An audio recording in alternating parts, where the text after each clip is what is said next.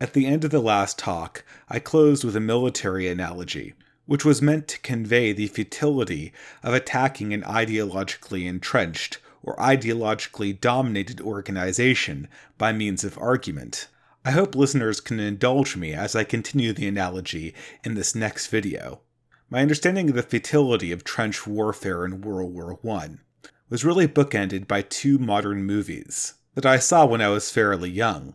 I know the grinding futility of World War I is a well-known fact, but like most moderns, I didn't really understand how futile it was until I saw it in a compelling movie. And for me, that movie was Gallipoli. Gallipoli was a 1981 movie that depicted trench warfare between Australian infantrymen and Turkish defensive positions guarded by machine guns and artillery. The British Australian infantrymen, being trained and being commanded by light cavalry officers, had some notion that repeated charges might break the formation, and it was only after a massive massacre that this idea was put to rest. The film version of Gallipoli illustrates just this point, as the film closes with its main hero running towards the Turkish machine guns, only to get cut down as the film fades to black. For years after I saw this film, it became the touchstone in my mind as to the futility of some strategies in warfare. And sure enough, in terms of World War I trench warfare, I thought that the only thing that might disrupt such a stalemate, where defensive artillery formations are supported by machine guns, was perhaps the invention of the tank, or at least the bomber aircraft. But sure enough, some years later, I came across another film, the miniseries Band of Brothers. Like Gallipoli, Band of Brothers is a true-to-life recreation of a particular historical battle. However, in this case, the context is World War II, and the focus of the historical battle is a company of airborne paratroopers. These airborne paratroopers are dropped into the middle of the Western Front ahead of the D-Day invasion, and experience some of the most intense fighting of the war. In one of the most famous battle scenes during D-Day, the company, which is comprised only of infantry with some small machine guns and explosives, is tasked with taking down a large installment of entrenched artillery formations ahead of the amphibious invasion, something I always thought would have been impossible without the use of large tanks or aircraft. Nevertheless, using only specialized tactics and positioning developed over the last 30 years of military warfare development, the company is able to take out all of the artillery formations with only minimal amounts of casualties. Now, I understand in terms of filmmaking that these two films, Gallipoli and Band of Brothers, were trying to convey very different messages. Gallipoli was trying to convey the wastefulness of war, whereas Band of Brothers was certainly more of a homage to The Greatest Generation, where heroism was certainly emphasized. But nevertheless, these two battles did happen, and they demonstrate the critical role that tactics, strategy, and positioning play when it comes to victory in a battle.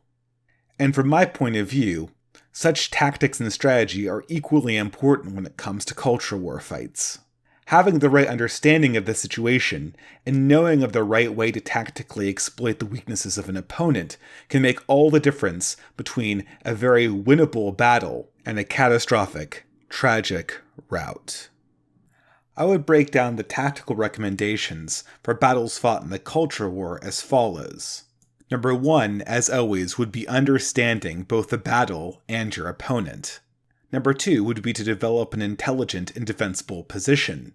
Number 3 would be to understand the role of context and location in these fights. And number 4 would be understanding how to exploit timing and information asymmetry. I think that if we understand these 4 concepts, we can go some way into better confronting situations where we're trying to argue against or impede an ideology being pushed by a dominant institution or organization. And I know this sounds very abstract, but I'll try to make this as useful and as relevant by adding examples where I can. I think theory is important to understand, and in the absence of any large cultural war victories against the progressive movement in the last 10 years, theory is pretty much all that we have. Insofar as these points have relevance, I hope they can act as my first attempt at replicating the great work of Saul Alinsky in Rules for Radicals. And while Saul Alinsky saw himself as a modern Machiavelli, someone preaching anti-moralism to a left that really had gotten too caught up in sentimentality, I see my role here entirely differently. I'm not commending any action that would be immoral. I only intend to point out the ways that we might better improve the fights that we are already having. Again, to return once more to the military analogy, this is not an invitation to flaunt the Geneva Convention. This is not an invitation to treat people you disagree with like trash. It's simply a way of understanding the environment that modern people who oppose progressivism constantly find themselves in, and intelligently dealing with it. So with that caveat aside, I think I can finally start my points. As per usual, the first point, and the one that I'll be discussing in this video, is the most fundamental and the most important to understand. This, of course, is nothing less than the classic adage of all tactics: know your enemy and know the battle that you're fighting. A lot of people will roll their eyes when they hear this. Of course you should know your enemy. Everybody knows you should know your enemy. It seems obvious, right? But it's amazing how many people walk into a culture war battle or even a real battle and have no idea either who their opponent is, what their opponent wants, or even what the battle is really over. To return to my analogy of World War I look at half of the battles fought on the Western Front, and indeed even in Gallipoli in Turkey, and you have to wonder whether the commanders involved even knew what strategic points they were trying to capture in any one of the gigantic bloodbaths that defined the conflict. So much is lost because the idea of who we're fighting and what we're fighting over aren't even clear in our own minds. So now let's return to the example at hand, the culture war. We might ask ourselves those questions. What are we fighting for, and who are we fighting against? What would victory even look like? And when somebody wins, what do they get? I'll begin by answering the much more fundamental question over what we're fighting for. Now, a lot of people who are naive about the culture war have some understanding that the culture war is about some given argument or another. It's about collectivism versus individualism, socialism versus capitalism, progressive versus regressive. Indeed, these arguments characterize ideas that each side is trying to bring forward into the cultural space. But the cultural war is not fought over arguments concerning these ideas. It is much more fundamental than that. The culture war is about the development and training of new minds, and the communication of new ideas to those minds.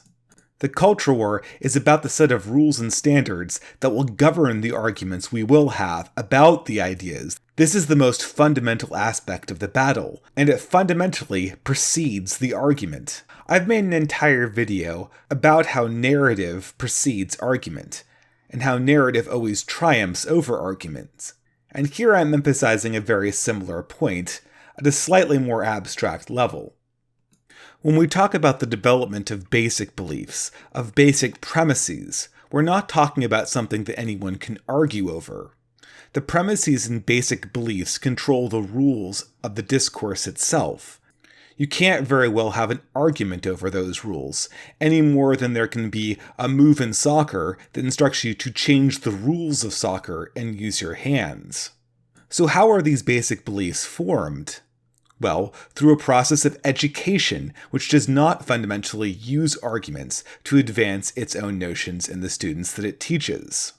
Here, more basic notions are used, like authority, optics, narrative, and perception, to mold the student's mind and direct him to the acceptance of the desired and correct belief. Now, I know this all seems very, very abstract, but I would like all the listeners who are persisting through this to imagine back to their own educations.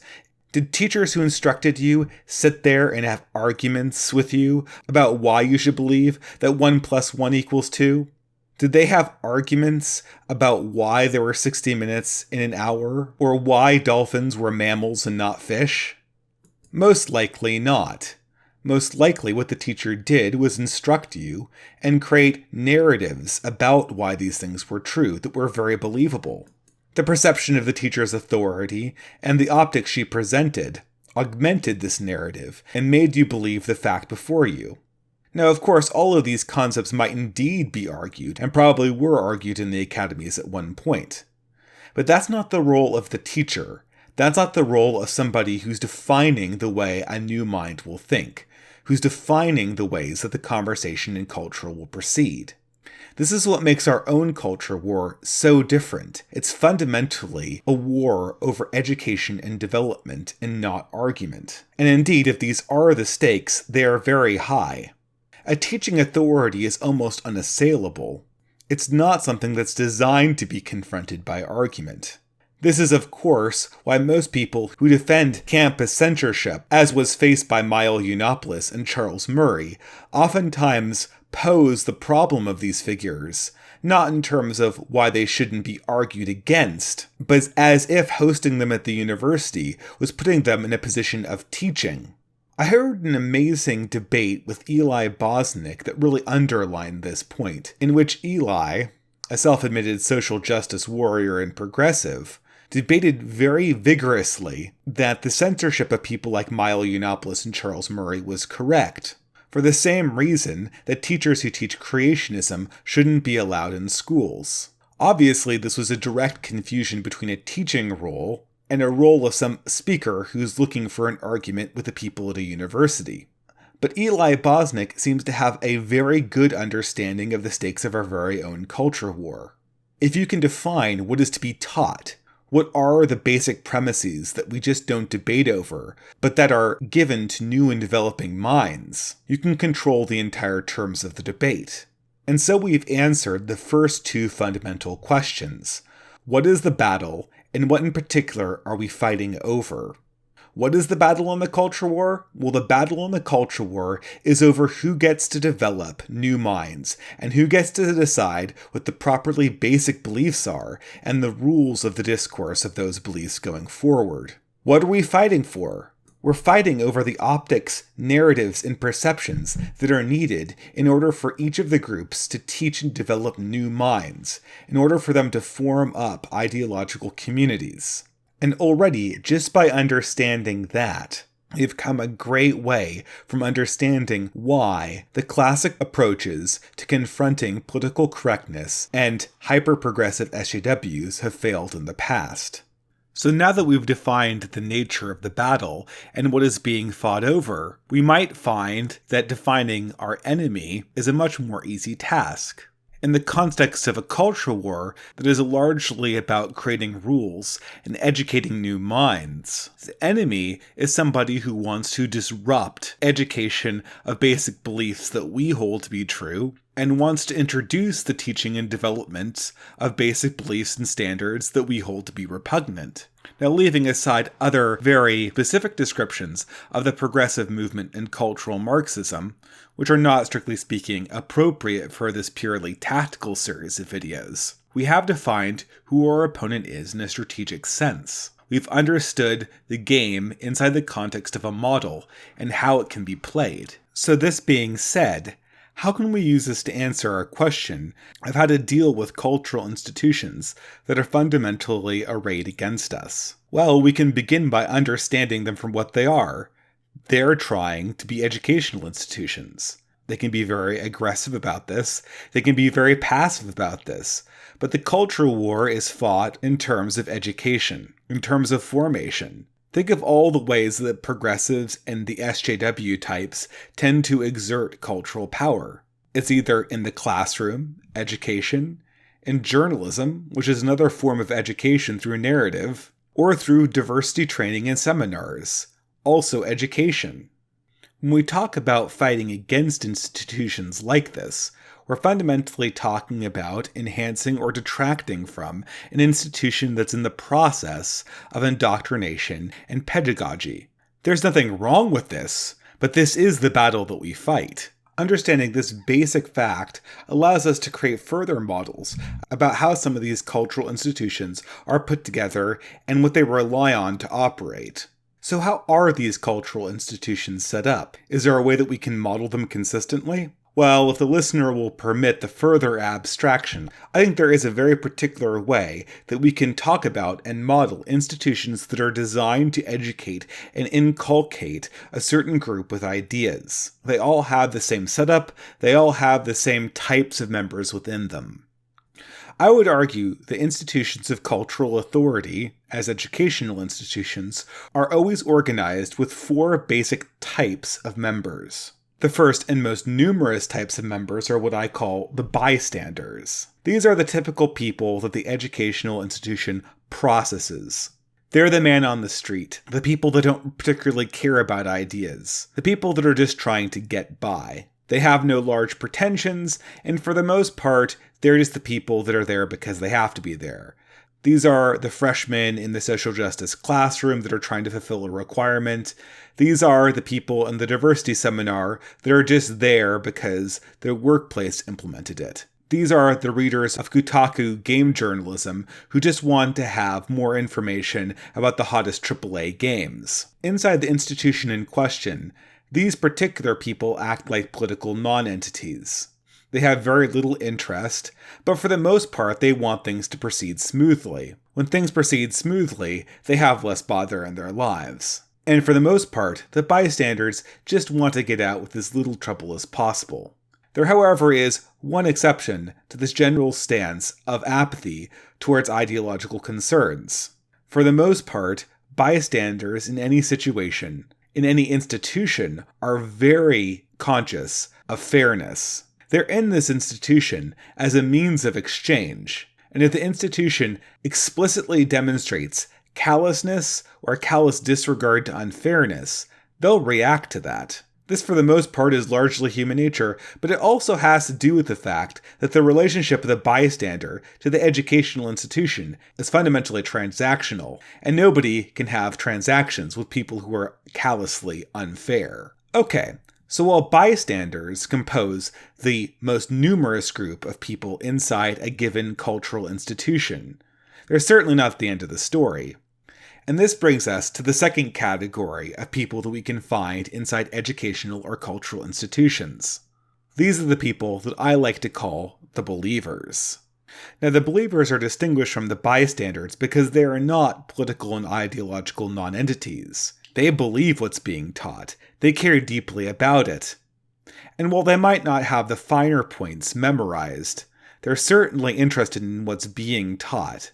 And they are in fact willing participants in the training that's going on. These people comprise the ordinary churchmen in the context of a parish, the progressive liberal students who take multiple gender and social justice classes, not because they need to, because they're genuinely interested and want to know more about the field, even though it's not necessarily their major.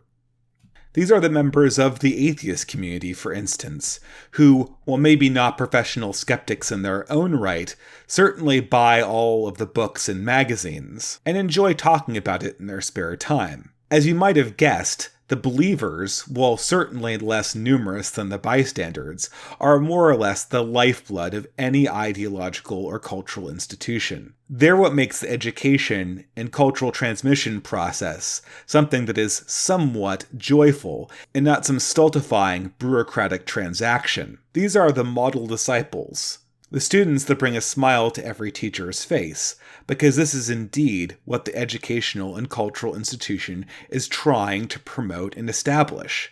People who live their lives, but are still totally on board with the ideology being expounded. In total, these people act like the grease behind the wheels. And they are deeply invested in the fact that the institution is able to deliver the cultural and ideological message effectively and efficiently. They want the information, so disruptions will be heavily frowned upon by this group. Moreover, as the primary consumers of the education who really care about the quality, it is very important that the educational process go off in what seems to be a fair way, in a way that reassures them that the ideology being propounded is robust, that it can take all comers, and that challenges to it are taken seriously. In short, while believers are people who have already accepted the premises, they certainly have not totally discarded their skepticism. They'll be aware if teachers and the cultural institution does something that's strictly abusive. and they'll be disappointed if the cultural institution does not show itself to be engaging with the ideological opponents at hand. So, now that we've covered both the bystanders and believers, which together will have a very, very high majority of the total people inside of an educational institution, what remains? Well, this leaves out one very important group above the believers, which I like to distinguish from the believers. This group I term the fanatics or the activists. Now, the fanatics and activists aren't simply believers in the given ideological or cultural side. These are the people who have dedicated their life to it. They have deep emotional investments in this ideology. They're not the ones who simply accept it, they're the ones who live it every moment of their lives. These are people whose every other thought is consumed by this ideology. And of course, I think the examples suggest themselves. These are the fundamentalist Christians. These are the social justice warriors, whose every waking thought has something to do with privilege, power, and prejudice. These are the people who fancy themselves to be proponents of the movement and advocates for it in every sphere of their lives. Typically, they do not enter cultural institutions and educational institutions that propound their ideology to learn anything, because for the most part, they have swallowed everything hook, line, and sinker, and have the ideology down pat. Rather, they come to these institutions to reinforce their convictions and to organize. Now, despite the fanatics' affinity for the ideology being promoted, they are not cogs in the wheel, and can be very much more problematic than the believers or bystanders, even though they're more aligned with the philosophy and ideology being taught. This is because the activists and fanatics have huge investment in almost every single disagreement or conversation that goes on. They'll enforce orthodoxy, even above the institution's desire to have orthodoxy enforced at any given moment. They're difficult to control and easily fly off the handle. By and large, the fanatics and activists are heavily invested in having no dissent brooked by the institution in question. This is their sacred area, their safe space, and they want no opposition whatsoever. It will be a personal affront to their entire lives. This, while being ideologically somewhat gratifying for a given institution, has an enormous set of problems. It's in itself a vulnerability. And so, with this group, we really have covered all of the pupils that will find themselves inside a cultural institution, which of course leaves the final group in the institution. The authority, the priest, the teacher. This is the expert that's actually delivering the ideology and cultural information to the students involved. This is the face of the institution, the core of the entire apparatus. These are the professors, the senior editors, the CEOs of the diversity consulting firms, the administrators that have 20 years of experience under their belt. These are people who are employed by the institution that they lead. They're invested, and invested in an entirely different way than, say, the activists are. In addition to being believers themselves, they understand more about how the institution works, how it needs to present itself to the outside world. As such, while they're invested in making sure that the transmission of these cultural ideas proceeds at pace, they are not unaware of the optics that surround the conversations and dialogues that go on inside of the classroom or other cultural institutional environment. Their role, therefore, has to be fundamentally more conservative, more political, more mediated than the other groups in the situation. They're the responsible party, the one who answers all of the questions. And as such, they're not going to let their activist or fanatical side shine through, even if they do have a touch of the activist or fanatic within them. For the most part, if the cultural institution is healthy, and not something that's descended into ideological purity spiraling, the professor or priest will have a very adversarial relationship with the members of the groups that fall into the activist or fanatic class. He'll want to provide the optic of fairness, the optic of impartiality, and so it is this figure that keeps the entire ecosystem in line. So how does this diverse collection of individuals, all with different interests and perspectives, work together to make an educational institution tick and deliver the cultural and basic beliefs to the students in the environment? Well, largely, it operates through equilibrium. The professor organizes a syllabus which communicates the beliefs and cultural output to the students, with some eye to engaging alternative viewpoints where they stand. This presents the bystanders and believers with the perspective that the institution is being fundamentally fair,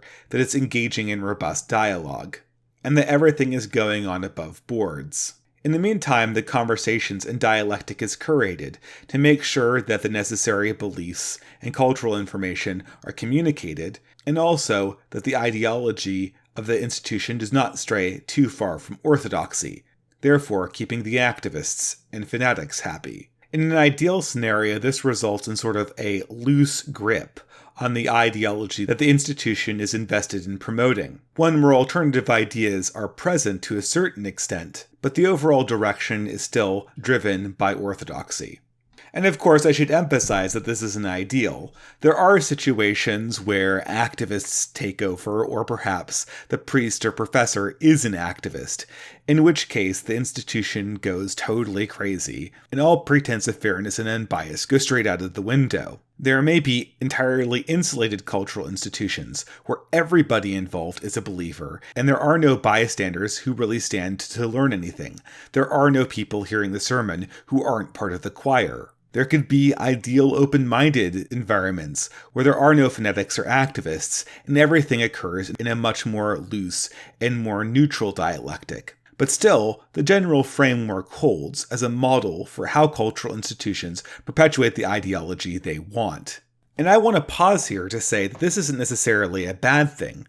This is totally neutral. The model I have before you here is the same model found in academia as is found in my own Catholic Church. It's the same model that ISIS has. It's the same model that Harvard University has.